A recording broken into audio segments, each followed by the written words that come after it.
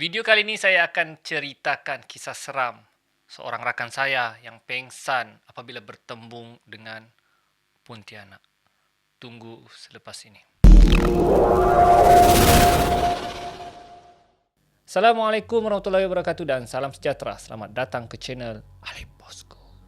Baiklah, channel ini banyak menyediakan video-video yang menarik. Jadi jangan lupa untuk subscribe dan tekan butang loceng untuk update video-video yang terbaru. Kisahnya, rakan saya ni tinggal di asrama di sebuah sekolah menengah, okey? Dan umurnya ketika tu baru tingkatan 1. Jadi diceritakan dia ni sekolah pada waktu petang, okey? Sesi petang lah. Dia dan rakannya. Dan mereka buat satu aktiviti yang tidak pernah orang fikirkan, pelajar fikirkan, okey, pelajar asrama fikirkan. Setiap kali selepas solat maghrib, dia dan 2 orang rakannya, okey, akan ke blok tingkatan 1 untuk cek, buat spot check laci ke laci setiap kelas untuk periksa sama ada barang tinggal ataupun tidak. Itulah aktiviti mereka. Asal selepas maghrib saja mereka akan buat spot check ke kelas. Kenapa mereka buat spot check? Sebab mereka cari barang-barang pelajar yang tertinggal di dalam kelas. Dan aktiviti tersebut memang betul ada pelajar yang cuai dan barang yang tinggal. Kotak pensel, kadang-kadang ada beg, ada dompet, ada kacamata, ada juga yang tinggal album gambar yang saya dengar cerita mereka lah. Dan mereka tidak ambil barang tersebut, tapi mereka kembalikan kepada tuan punya badan. Tapi dengan syarat mereka minta upah RM1. Memang nakal kawan-kawan saya ni. Kegiatan durang tu membuahkan hasil, banyak duit yang mereka boleh dapat. Kadang-kadang satu hari mereka boleh dapat sampai RM5 akibat kecuaian pelajar-pelajar tersebut. Dan sampai satu masa ada rakan saya ni, dia dapat telefon budak hot, awet hot lah masa tu. Dia kembalikan kacamata tapi dia tidak minta RM100, dia hanya minta nombor telefon awet tu. Sampai begitu sekali guys. Jadi aktiviti mereka ni mereka seronok lah buat. Asal selepas maghrib mereka pergi. Mereka tidak mengaji atau dengar ceramah di surau, mereka pura-pura ke tandas dan buat aktiviti tersebut. Jadi kegiatan mereka ni tidak, kata orang, tidak kedapatan lah ya, tidak kantoi. Jadi aktiviti ni mereka teruskan setiap hari. Dan duit tersebut mereka gunakan untuk ke kedai main game. Zaman tahun 90-an ya, mereka main PlayStation 2 masa itulah. Jadi RM1 15 minit mereka main. Jadi itulah aktiviti mereka. Mereka gunakan duit tu untuk beli makanan, untuk main game dan belanja kawan-kawan. Sehinggalah pada satu hari selepas maghrib seperti biasa, mereka akan ke blok tingkatan 1 untuk mencari barang-barang di dalam laci. Jadi mereka berpecah kepada 2 kumpulan. Satu kawannya ni ke kelas hujung dan dia satu lagi ke kelas hujung. Kebetulan kelas yang dia pergi ni kelas memang sangat ujung. Memang terpencil lah, jauh daripada blok-blok lain ataupun daripada rumah-rumah lain. Memang dekat dengan kawasan Bakau. Jadi ceritanya semasa dia masuk ke kelas tersebut, mereka cek, mereka tidak on lampu. Mereka off.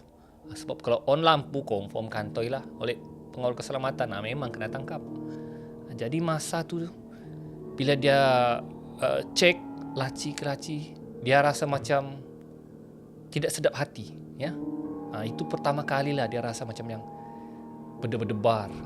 Dia kata macam kenapa aku macam berdebar ni kan. Jadi dia masih cek laci, tengok laci sini, tengok laci sini. Lepas tu dia pergi kelas yang paling hujung. Dia dari tengah ke hujung lah. Dan bila sampai ke kelas hujung, dia cek laci. Tiba-tiba dia nampak satu kelibat duduk di hadapan, dekat kerusi guru. Kursi guru. Tapi masa tu dia tidak perasan lagi lah. Dia masih periksa laci-laci. Lepas tu dia tengok, dia pun, siapa duduk ni? Begitulah kan. Dia masih tidak takut masa tu. Dia fikir mungkin ada pelajar yang lewat pulang lah. Mungkin ada pelajar yang pulang ataupun kembali ke kelas untuk ambil barang. Dia pun terkejut lah.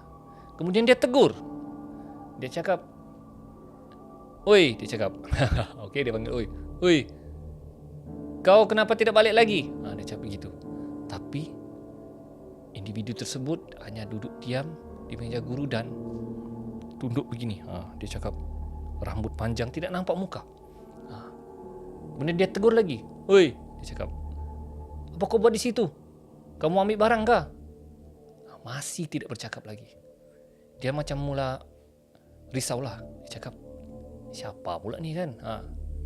Kemudian dia cakap lagi, "Oi, kalau kau mau ambil barangmu, kau ambil lah." Bilangnya, "Aku ni cek nih. Aku cek laci-laci ni. Kalau ada barang tinggal, aku simpan.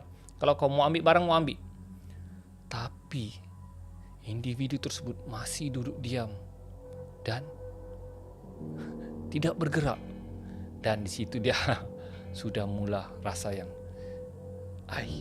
ini macam bukan manusia. Ya, tapi dia memberanikan diri.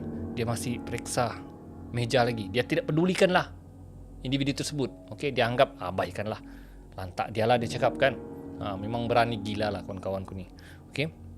Jadi ketika dia masih periksa meja-meja, tiba-tiba individu yang duduk tu menangis, guys. Dia duduk menangis. Terus dia cakap, apa hal pula dia menangis ni kan? Kemudian dia tegur lagi, "Oi, kenapa kau menangis? Kalau kau mau ambil, ambil lah barangmu." Tapi entiti tersebut masih lagi menangis. Dia pun yang, dia cakap, "Alamak, ini bukan manusia ni. Aduh," dia cakap, bulu roma yang sudah meremang. Kebetulan masa dia cari barang tu, dia di belakang kelas. Jadi untuk lari ke depan kelas memang agak jauh, ya. Pintu belakang kelas tertutup.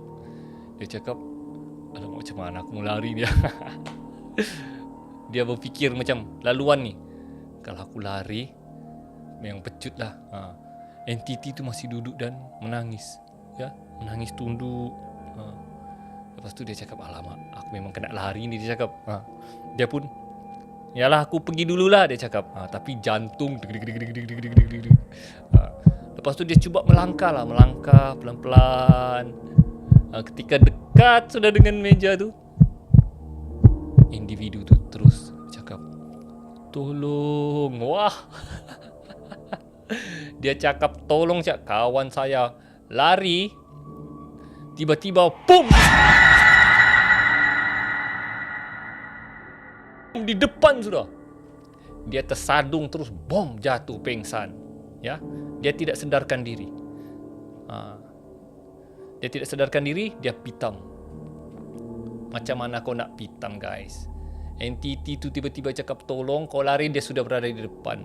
Kalau saya pun, ya Allah, tercabut jantung, guys. Kau sudah memang nampak benda tu, apa lagi kau tunggu, kau tegur lagi kan? Memang betul itu, memang hantu lah tu, memang Pontianak lah tu. Apa lagi kau tanya-tanya kan? Jadi akibatnya dia pingsan. Dia cakap dia tidak sedarkan diri. Dan bila dia sedar, dia sudah dikeliling oleh pelajar-pelajar rakan-rakannya lain dan warden dia. Bangun. Apa kau buat sini? Apa yang kau nampak? Dia masih bergegar dan takut. Kemudian dia dibawa ke bilik warden, diberikan minuman, dan ada ustaz ruqyah, dia tawar-tawar dia, dan baru dia ceritakan apa sebenarnya yang berlaku dan apa dia buat. Wardennya apalagi rotan dulu, guys. Kalau zaman 90-an memang kena rotan dulu. Pap. Sudahlah, dalam ketakutan kena rotan lagi. Tidak cukup dengan itu, malam tu juga dia direndam di dalam kolam semalaman. Ya, semalaman sampai lebih kurang jam 1 pagi saya ingat cerita dia. Lepas tu dia demam lagi 3 hari, guys. Akibat perbuatannya tu. Dan semenjak dari itu dia tidak mau buat lagi aktiviti tersebut. Dan sehingga hari ini dia masih lagi rasa dihantui oleh entiti tersebut dan dia tidak boleh lupakan kenangan bertembung dengan Pontianak tersebut. Jadi guys, pengajarannya di sini janganlah buat kerja yang gila dan bodoh ya, macam rakan saya nih. Banyak aktiviti lain lagi yang boleh kamu buat berfaedah. Kau mengaji selepas maghrib, dengar ceramah, berzikir, itu lebih baik ya. Mereka ni memang cari hal lah, konon-konon mau cari duit lah. Kalau betul mau jaga barang orang, kau bagi je lah balik kan, bukan kau minta upah RM1. Itu satu hal lah kawan saya. Anggap kejadian ini sebagai pengajaran untuk semua. Dan itulah akibatnya bertembung dengan Pontianak. Nasib baik Pontianak tu nak makan dia. Jadi guys, setakat itu saja cerita seram saya kali ini. InsyaAllah kita akan berjumpa lagi di video akan datang. Jadi jangan lupa untuk subscribe channel saya dan tekan butang loceng untuk update video-video yang terbaru. Jadi guys, kalau mau tengok lagi video-video seram, boleh ke channel saya dan klik bagian video, banyak kisah-kisah seram lagi. Kita berjumpa lagi di video akan datang. Ali Bosku. Assalamualaikum.